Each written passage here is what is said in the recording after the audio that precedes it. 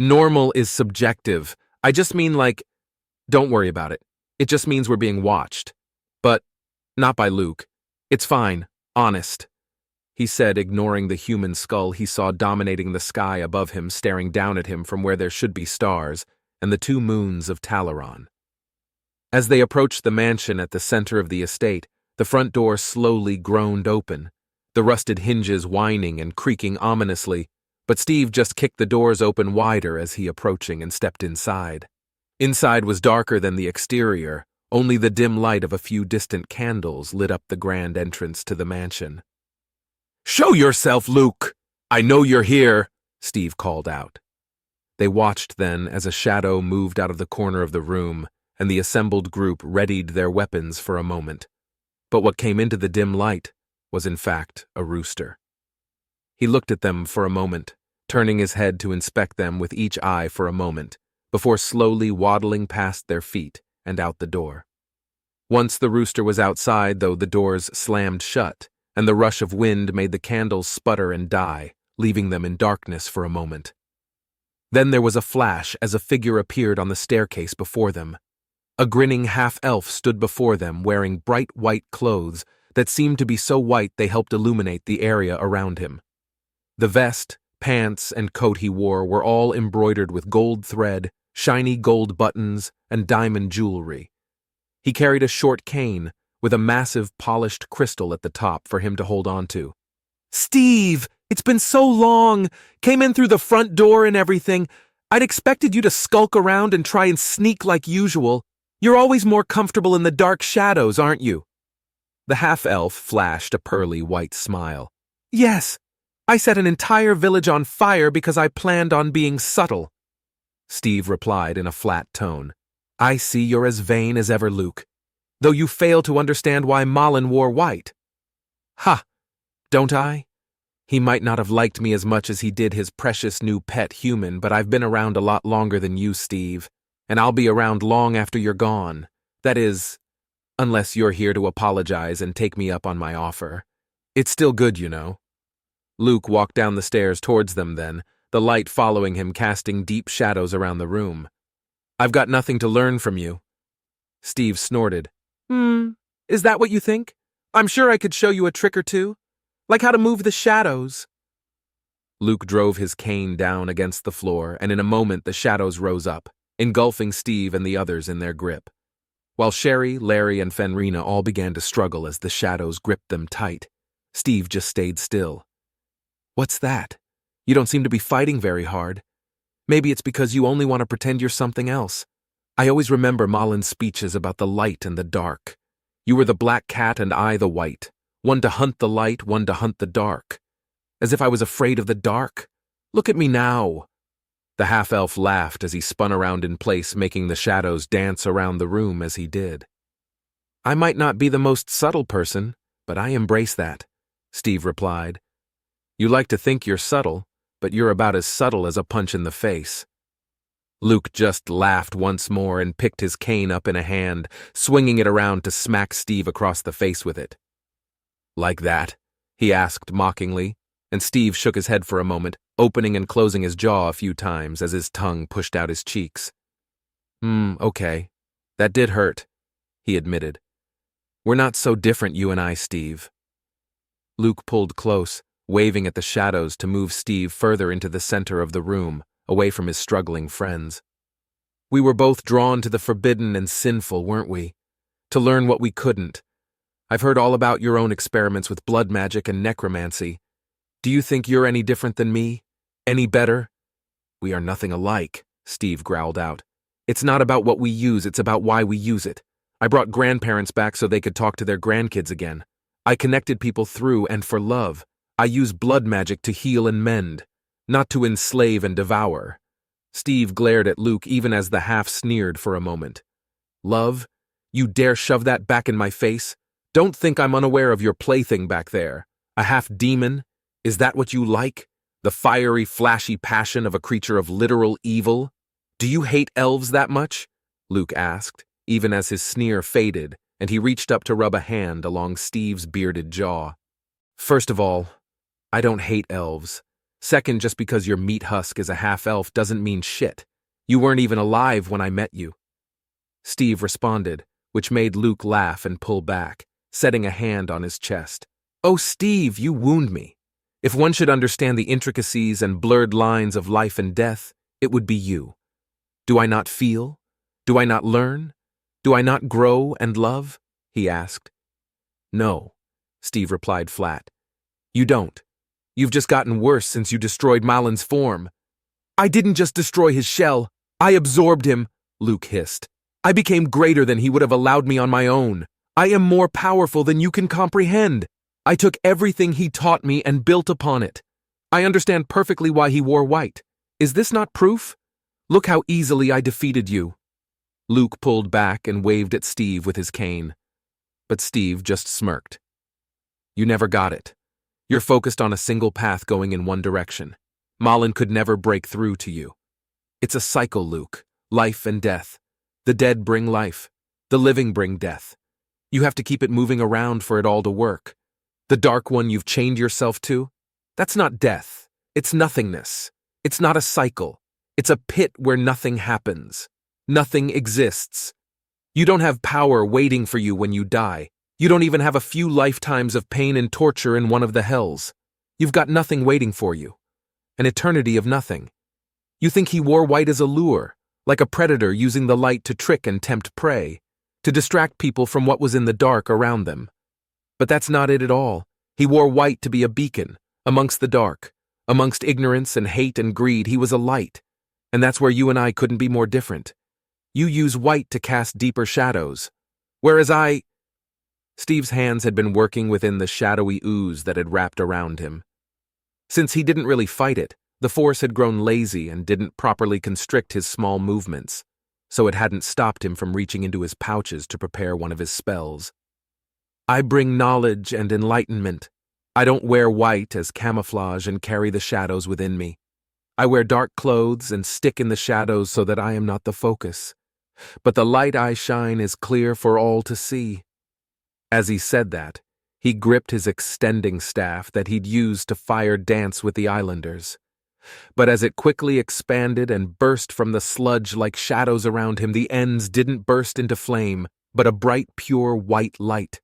As the flare of light flashed through the room, Luke gasped and shied away from it, the shadows holding Steve and the others burning away as light filled the room.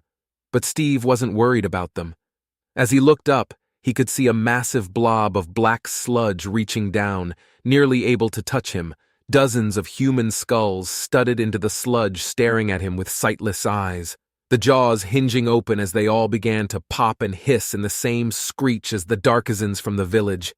"Kill the blob! I need to take care of Luke!" Steve called out as he spun his staff over his head and then drove it into the floor as it stuck in place, the light shining bright.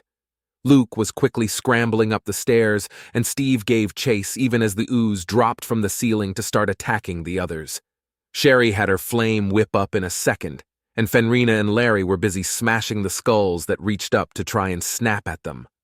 Luke made it up to the second floor of the mansion and tried to pull the shadows in between him and Steve, but Steve just set his hands on fire with a spell, using them to bash away the more solid shadows that Luke tried to use. "This is why you're weak, Luke," Steve called out as he chased him down one of the decaying hallways of what used to be opulent and grand rooms. "You're too focused on the dark. Your power is narrow. I learned everything I could. I've got so very many ways to conjure the light. I'm strong, stronger than Malin ever was. Stronger than you!" Luke cried out and waved his cane as blobs of sludge dropped down from the ceiling onto Steve's hands, extinguishing the fire and plunging him into darkness. A few seconds later, however, a blue light filled the hallway instead, as the blobs of sludge around Steve's hands had been frozen solid, the icy magic glowing blue as he chased after Luke once more. The problem for Luke was his bright white clothes made it impossible to hide in the dark, so Steve had no trouble following him down the hall and into a cracked and crumbling library. The entire place smelled of mold as the decaying books had been left to grow damp and rotten. "Don't you get it? The whole point of the black cat and white cats weren't just allegory, you idiot," Steve called out. If you want to hunt in the dark, you can't be wearing bright white." "Shut up," Luke called out, and then lifted his hands and cane into the air as a humanoid chunk of shadow rose up before Steve. Using his ice fists, he punched the creature hard, which shattered both the shadow entity and his ice fists, removing their blue glow at the same time.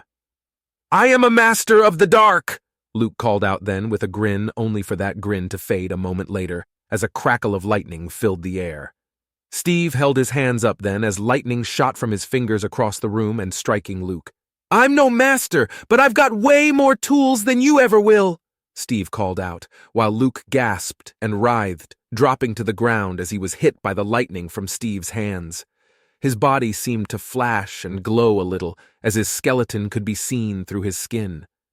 But he then waved his cane to the side, and a large shadow slammed into Steve, sending him flying through the air and through one of the old decaying walls of the library.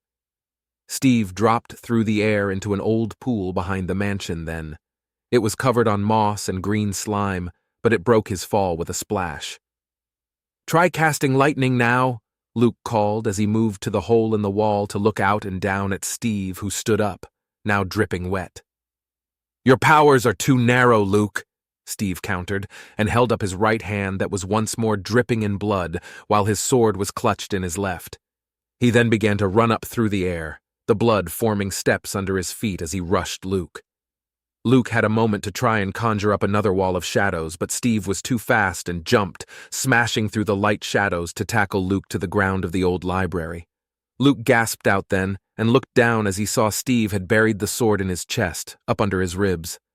"Magic sword?" he asked. "No, regular sword, but I'm magic, and more importantly a necromancer," Steve replied and set his bleeding hand to Luke's chest. Luke writhed for a moment and then gasped as his body shuddered, the light of his clothes growing dim until it was regular white and no longer fed by any illuminating magic.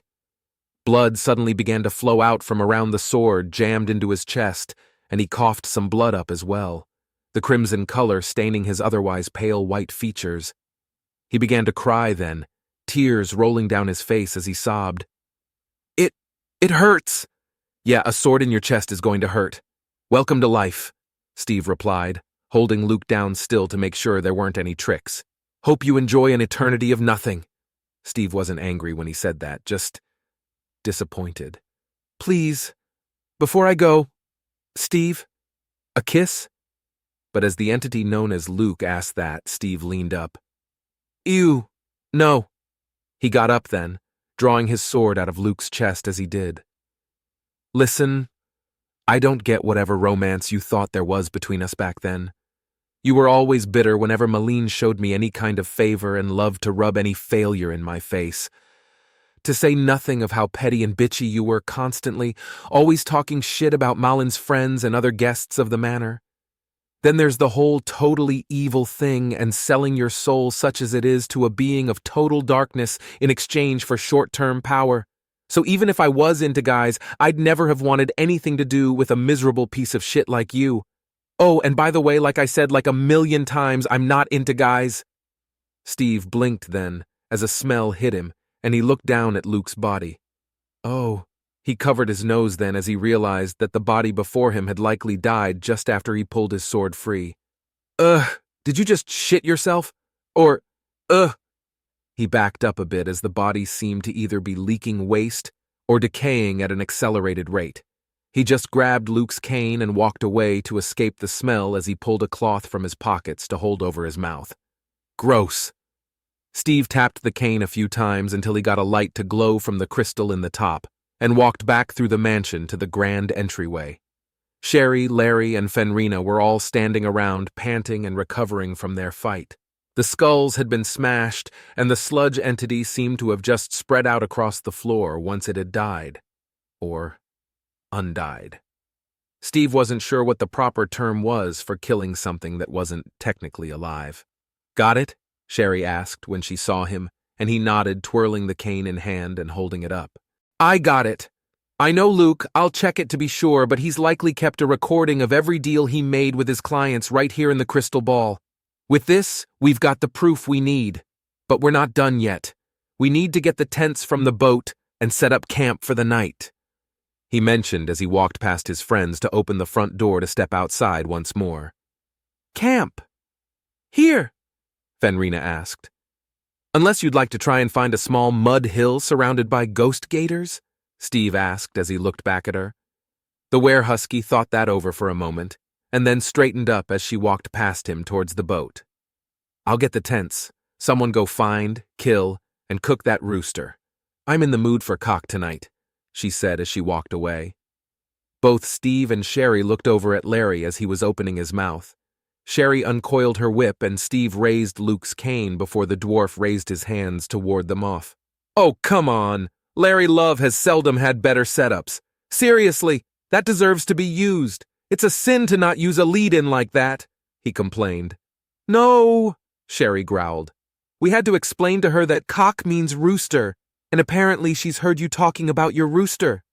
So when we get back, you're buying a pet rooster, and you're going to take care of him because if I have to explain to her double entendres, I'm going to shove my foot so far up your ass you'll find out what my nail polish tastes like."